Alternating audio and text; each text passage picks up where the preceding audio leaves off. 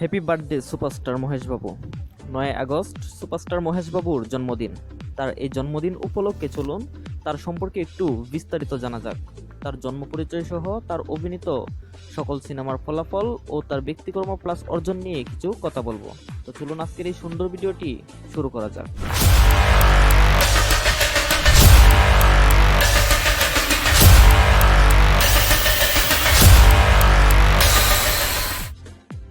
1975 সালের 9 আগস্ট চেন্নাইতে সুপারস্টার মহেশ বাবুর জন্ম হয়।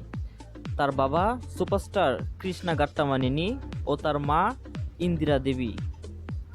মাত্র 4 বছর বয়স থেকে অভিনয় যাত্রা শুরু করেন তেলেগু এই সুপারস্টার মহেশ বাবু।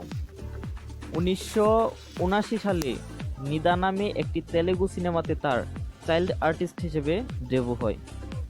1979 থেকে 1990 এই দীর্ঘ 11 বছরে মোট 9টি সিনেমা করেন চাইল্ড আর্টিস্ট হিসেবে। 1999 সালে তেলেগু ইন্ডাস্ট্রির লিজেন্ডারি পরিচালক কে রাঘবেন্দ্র রাও পরিচালিত রাজকুমারুডুর মধ্য দিয়ে তার লিড হিরো হিসেবে ডেবু হয়। কেরিয়ারের শুরুতে বেশ কিছু রোমান্টিক সিনেমা করলেও 2003 সালে গুণাশেখর পরিচালিত উক্কাডুর মধ্য দিয়ে প্রথমবারের মতো অ্যাকশন জনরার সিনেমায় দেখা যায় মহেশ বাবুকে। উক্কাডু সেই বছর সর্বোচ্চ আয়কারী সিনেমা হয় এবং সেই সাথে ব্লকবাস্টার ট্যাগ পায়। মহেশকে রাতারাতি স্টার বানিয়ে দেয় এই উক্কাডু সিনেমাটি। তারপর 2005 সালে এসে আথাডুর মধ্য দিয়ে ফ্যামিলি অডিয়েন্সের কাছে জনপ্রিয় হয়ে ওঠেন মহেশ বাবু। যদিও সিনেমাটি বক্স অফিসে সেইভাবে পারফর্ম করতে পারেনি, কিন্তু পরবর্তীতে যখন টিভিতে প্রিমিয়ার হয়, টিভিতে প্রিমিয়ারের পর তুমুল জনপ্রিয়তা পায় এই আথাডুর সিনেমাটি।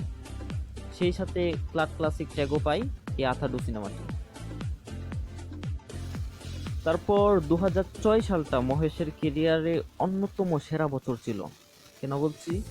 পুরী জগন্নাথ পরিচালিত ফকিরি দিয়ে সে সময়ে পুরা সাউথে বক্স অফিসে ভয়ানক ব্যবসা করে প্রথমবারের মতো গ্রেসে দেখা যায় মহেশকে। সিনেমাটি মহেশ বাবুর কেরিয়ারকে অন্য লেভেলে নিয়ে যায়। এই ইন্ডাস্ট্রি হিট ফকিরি সিনেমার পর সাইনকুডু, তারপর আথিডি, দুইটি সিনেমায় ভালো ব্যবসা করতে পারেনি, কিন্তু আগের মতো ফকিরি সিনেমার মতো সাইনকুডু আথিডি সিনেমা ব্যবসা করতে পারেনি। তারপর মাঝে 3 বছরের লম্বা গ্যাপ গেল। এরপর 2010 সালে ত্রিবিক্রম শ্রীনিবাসের সাথে দ্বিতীয়বারের মতো জুটি বেঁধে খালেজা নামক একটি সিনেমা করেন, কিন্তু ভাগ্যক্রমে এই সিনেমাটিও বক্স অফিসে ডিজাস্টার ছিল। তবে পরবর্তীতে আথাডুর মতো এই খালেজা সিনেমাটিও ক্লাসিক ট্যাগ পেয়ে যায়। তারপর আসে 2011 সালে ব্লকবাস্টার ডুকুডু দিয়ে মহেশ বাবুর রাজকীয় কামব্যাক হয়। ডুকুডুর পর বিজনেসম্যান এবং শ্রীমালে চেট্টুর সিত্তাম্মা ডাকিতলু এর মতো দুইটি ব্যবসা সফল সিনেমা দেন মহেশ বাবু। তারপর 2014 সালটা মহেশ বাবুর ক্যারিয়ারে একটি বাজে সাল ছিল। তেলেগুর বিখ্যাত পরিচালক সুকুমারের সাথে প্রথমবারের মতো জুটি বেঁধে ওয়ান নেনুক্কাদিনে নামে একটি সাইকোলজিক্যাল অ্যাকশন থ্রিলার সিনেমা করেন, কিন্তু দুর্ভাগ্যবশত সিনেমাটি ডিজাস্টার ট্যাগ পায়। কিন্তু পরে সিনেমাটি যখন ইন্ডিয়ার রিলিজ পায়, ইন্ডিয়ার সেরা সাইকোলজিক্যাল থ্রিলার সিনেমা হিসেবে ধরা হয়। একই বছর আগ্গাডু নামে আরও একটি সিনেমা করেন, সেটিও বক্স অফিসে ডিজাস্টার হয়। সেই জন্যই বললাম আর কি যে 2014 সালটা মহেশ বাবুর ক্যারিয়ার একটি বাজে সাল ছিল। তারপর আসলো 2015 সালে পরিচালক কুটালা শিবার সাথে জুটি বেঁধে শ্রীমান টুডুর সিনেমা দিয়ে রাজকীয় কামব্যাক হয় এই তেলেগু সুপারস্টারের। বক্স অফিসে এই শ্রীমান টুডু সিনেমাটি নন বাহুবলী ইন্ডাস্ট্রি হিট হয়। তারপর 2016 সালে ব্রাকুটসাডাম আর 2017 সালে স্পাইডার, দুইটি সিনেমাই ডিজাস্টার হয় বক্স অফিসে। তারপর আসলো 2018 সালে কোটালা শিবার সাথে দ্বিতীয়বারের মতো জুটি বেঁধে ভারত আনি নির্ণু সিনেমা দিয়ে আবারও তেলুগু প্রিন্সের কামব্যাক হয়। তারপর 2019 সালে জামসিপ্পাই দীপালির সাথে মহর্ষি সিনেমাতে অভিনয় করেন আর বক্স অফিসে সিনেমাটি হিট হয়। তারপর আসলো 2020 সালে অনিল রাবিপুডির পরিচালনায় সারেলোরদের নেকেব্বারও সিনেমায় অভিনয় করেন মহেশ। সিনেমাটি বক্স অফিসে ব্লকবাস্টার হওয়ার পাশাপাশি, ব্লকবাস্টার তো হয়ই, সেটার পাশাপাশি এখন অবধি মহেশের ক্যারিয়ারের সর্বোচ্চ আয়কারী সিনেমা এই সারেলেরো দি নিক্কেভারো সিনেমাটি। এরপর 2022 সালে পরশুরাম পরিচালিত সরকার ও বাড়িপাতা সিনেমাটি বক্স অফিসে এভারেস্ট ট্যাগ পায়।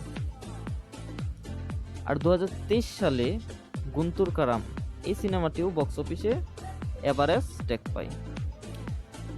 2018 সালের পর এখন অবধি মহেশবাবু ফ্লপের মুখ কিন্তু দেখেননি।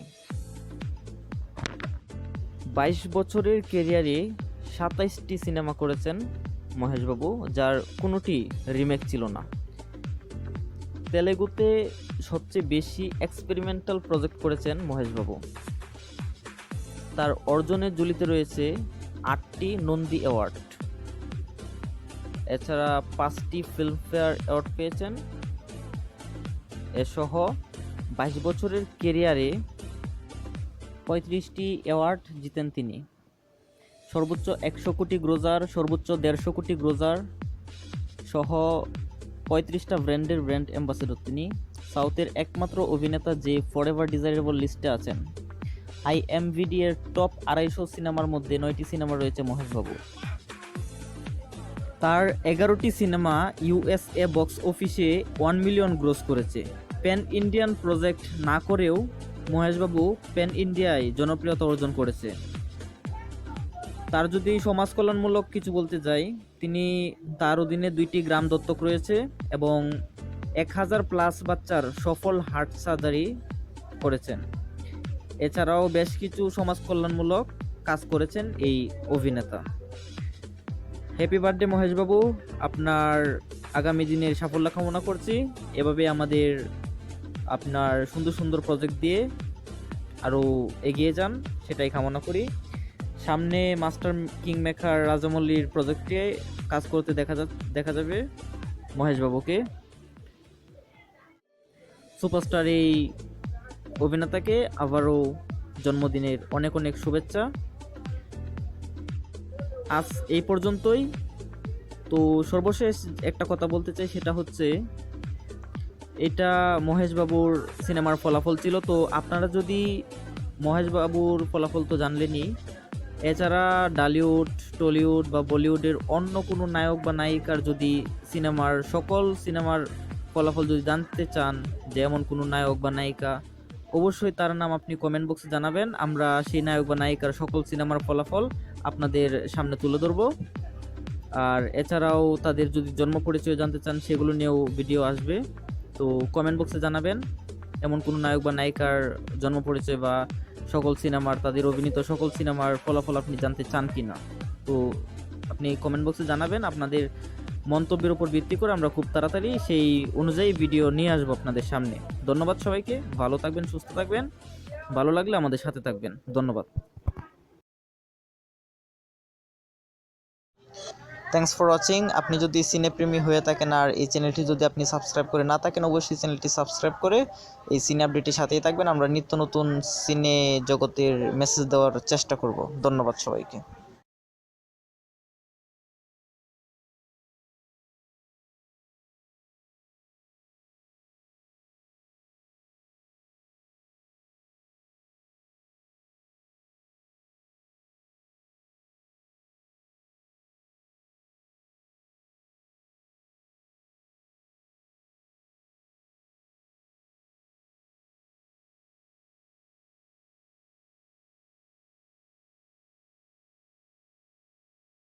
জি আচ্ছা।